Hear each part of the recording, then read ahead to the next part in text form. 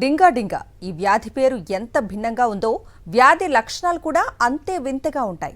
వ్యాధి బారిన పడిన వారిలో అనియంత్రిత వణుకు ఉంటుంది. దీంతో వారు డాన్స్ చేస్తున్నట్లుగా కనిపిస్తారు. ఆఫ్రికా దేశం ఉగాండాలో ప్రజలను ఈ వ్యాధి టెన్షన్ పెడుతోంది. బుండీబుగ్యో జిల్లాలో ఈ వ్యాధి వేగంగా విస్తరిస్తోంది. మహిళలు, బాలికల్లో ఈ వ్యాధి ఎక్కువగా వ్యాప్తి చెందటం స్థానికులు, అధికారులను టెన్షన్ పెడుతోంది. ఇప్పటివరకు 400 మందికి పైగా ఈ వ్యాధి బారిన పడినట్టు అక్కడి అధికారులు చెబుతున్నారు. డింగా డింగా ఈ వ్యాధి పేరు ఎంత భిన్నంగా ఉందో వ్యాధి లక్షణాలు కూడా అంతే వింతగా ఉంటాయి. వ్యాధి బారిన పడిన వారిలో అనియంత్రిత వణుకు ఉంటుంది. దీంతో వారు డాన్స్ చేస్తున్నట్లుగా కనిపిస్తారు.